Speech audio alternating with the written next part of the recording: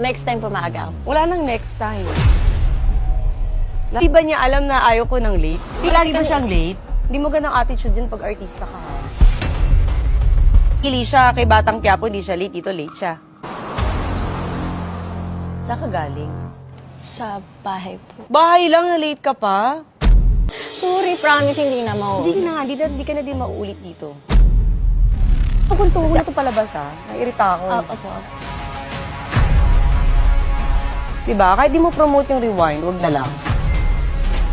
O ba't naiyak ka? Gawin mo magandang setup dito kasi nag-effort ako. Pumunta ako sa mall, di ba? Ang dami kong kailangan asikasuhin. Kasi naman yan, paulan na. Jeff, cut mo na. Huwag niyo ilabas to ha. Di ako natutuwa sa inyo. Ano to? Hindi ka pasok na tayo sa loob. Kakairita. Sorry. Tapos ko effort ako. Yung mga anak ko dito naghihintay tapos ganyan yan. Sorry. Cut niyo muna.